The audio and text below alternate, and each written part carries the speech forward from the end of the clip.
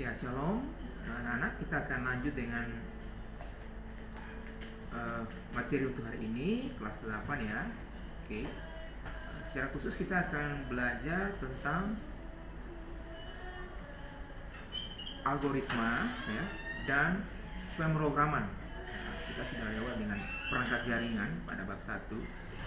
Sekarang kita akan belajar tentang algoritma dan pemrograman ya. Tapi sebelum kita lanjut, kita berdoa. Tuhan Yesus, kami berdoa menyerahkan proses belajar mengajar melalui media online atau daring. Tuhan tolong secara khusus untuk kelas 8 mereka diberikan pengertian untuk mengerti materi hari ini. Hamba-Mu yang akan menyampaikan juga Tuhan memberkati. Dalam nama Yesus kami berdoa. Haleluya. Amin. Ya, seperti yang Pak Yesus sampaikan bahwa hari ini kita akan pindah ke bab 2.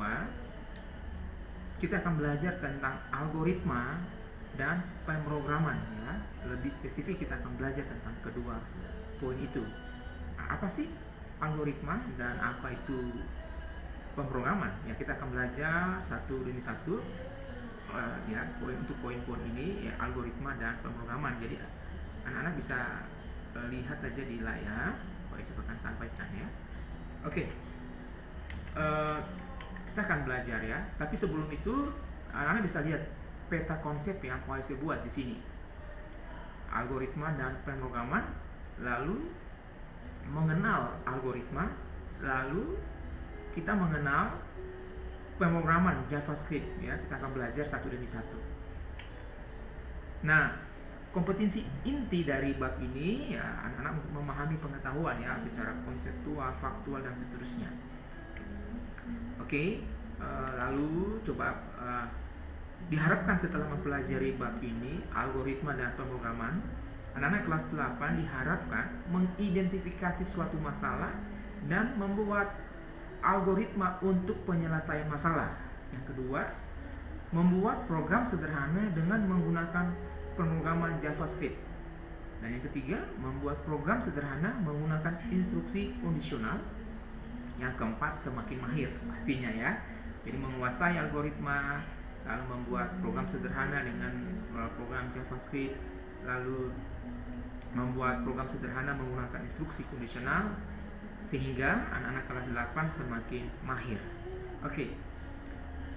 Nah, sebelum masuk lebih jauh tentang pembelajaran pada bab 2 ini tentang algoritma dan pemrograman, coba anak-anak kelas 8 perhatikan gambar berikut ini. Coba lihat, ini gambar apa? Ya, tentunya ini adalah gambar sepeda ya. Ini ilustrasi contoh algoritma sederhana dalam kehidupan nyata. Oke ya. Contoh sederhana ya, ilustrasi tentang algoritma.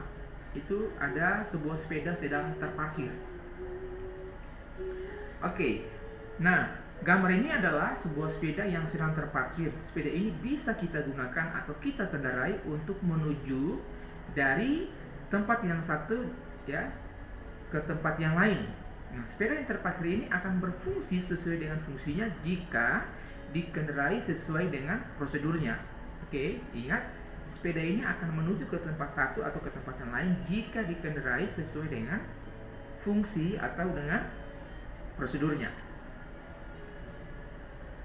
Yang pertama yaitu kita pegang dulu setir ya atau sadel sepeda.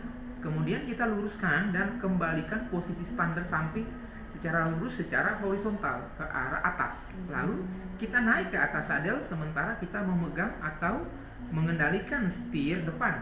Kemudian kita perlahan kayu pedal itu dengan kaki kanan untuk kemudian kaki kiri mengikuti bergilir. Ya, setelah sudah berjalan barulah kita kendalikan dengan benar sehingga sampai ke tempat tujuan barulah kita berhenti sesuai dengan prosedur. Oke, ini cara kita menggunakan sepeda tadi yang terparkir. Yang berikut. Nah, langkah-langkah mengendarai sepeda disebut dengan algoritma. Ya, sederhana sekali. Ini terjadi dalam kehidupan nyata. Sepeda ini bisa sampai ke tempat lain jika kita mengikuti prosedur yang tadi Pak Yosef sampaikan. Nah, walaupun algoritma ini biasa digunakan untuk matematika dan komputer, maka susunan algoritma itu harus tepat. tidak boleh terbalik atau tidak berurutan.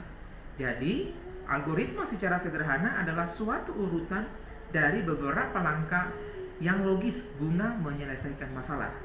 Oke, untuk sampai di sini Pak Yosef harap anak-anak kelas 8 bisa paham ya, bisa paham mengenai urutan algoritma yang berlaku secara sederhana dalam kehidupan sehari-hari. Contoh dengan sepeda yang Pak Yosef sampaikan tadi.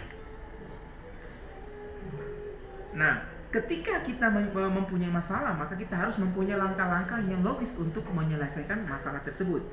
Seperti urutan langkah-langkah mengayuh sepeda tadi ya tersebut. Sesuai dengan prosedur ya, adalah langkah-langkah ya yang pastinya ya yang untuk digunakan dalam kehidupan nyata.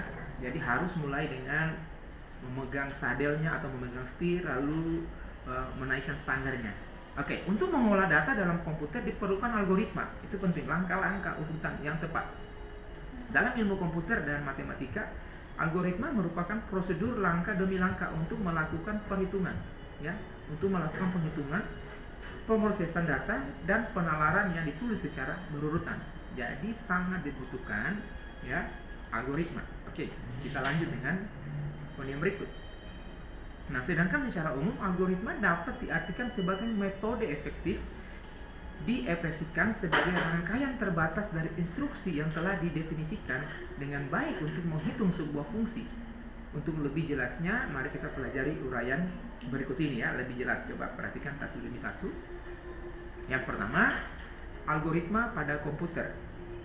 Nah, algoritma pada komputer artinya langkah-langkah instruksi dengan menggunakan komputer. Coba kita perhatikan kembali contoh mengendarai sepeda tadi ya.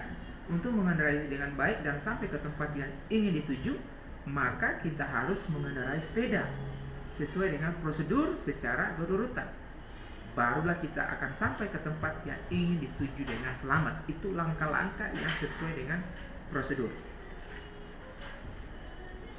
Tahapan-tahapan sebelum mengendarai dapat dianalogikan dengan input ya, input atau data masukan pada algoritma. Sedangkan mengendarai sepeda dan mengayuhnya adalah proses dan nanti hasilnya yaitu sampai ke tempat yang ingin dituju. Output atau keluaran, maka jika digambarkan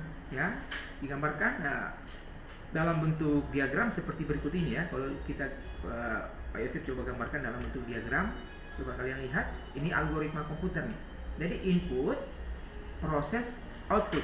Inputnya tadi langkah-langkah awalnya bagaimana, prosesnya seperti apa, lalu outputnya seperti apa. Ini coba lihat di layar. Pak Yosef coba buat ya algoritma dalam bentuk diagram yang sederhana. Oke, dalam prosesnya dapat terdiri dari beberapa langkah sehingga diagramnya menjadi sebagai berikut. Yang pertama input, lalu langkah pertama, langkah kedua, langkah ketiga, lalu ada output ya. Lalu ada output. Nah, dari gambar diagram tersebut bisa disimpulkan bahwa setelah diberikan input terdapat urutan langkah sebanyak 3 langkah sampai akhirnya menghasilkan output ya. Bisa lihat di situ. Jadi ada input, lalu ada langkah pertama, ada langkah kedua, ada langkah ketiga, ada output ya. Jadi dikumpulkan bagaimana ya tersebut. Oke. Baik. Nah, yang kedua adalah penyajian algoritma. Oke, coba sekali lagi coba perhatikan ini diagramnya atau langkah-langkahnya. Jadi ada input, lalu langkah pertama, langkah kedua, langkah ketiga, baru ada output. Jadi dari gambar diagram tersebut bisa disimpulkan bahwa setelah diberikan input terdapat urutan langkah-langkah sebanyak 3 langkah sampai akhirnya menghasilkan output. Ya, saya harap sampai pada slide ini anak-anak bisa pahami. Nanti kita akan bahas secara detail pada slide-slide berikutnya. Jadi paling tidak untuk algoritma awal ini, prosedur awalnya bisa dipahami dengan tadi ilustrasi tentang mengayuh sepeda. Harus ada langkah atau prosedur yang harus dijalankan secara berurutan, tahap demi tahap. Bagaimana sepeda itu bisa sampai dari satu tempat ke tempat yang lain ya, harus melalui langkah 1, langkah 2, langkah 3 baru akan menghasilkan output ya atau angkanya. Ya. Oke, yang kedua adalah penyajian algoritma. Oke. Dalam penyajian algoritma terdiri dari dua bentuk, yang terdiri dari tulisan atau bahasa dan gambar. Penyajian algoritma dalam bentuk tulisan atau bahasa harus memakai sebuah bahasa yang dimengerti manusia dalam membuat langkah-langkah algoritma. Oke, sekali lagi, dalam penyajian algoritma terdiri dari dua bentuk, yang terdiri dari tulisan atau bahasa dan gambar.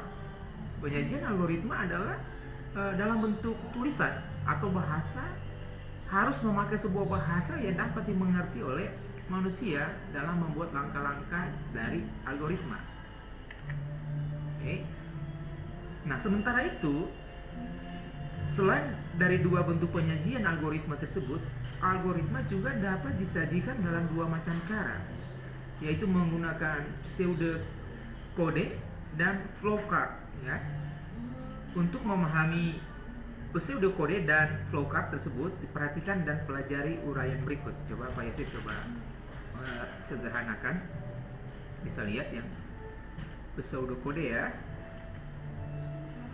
di layarnya. Nah, menurut Wikipedia, pengertian pseudokode adalah deskripsi tingkat tinggi informal dan ringkas atas algoritma pemrograman komputer yang menggunakan konvensi struktural atas suatu bahasa pemrograman dan ditujukan untuk dibaca oleh manusia dan bukan oleh mesin.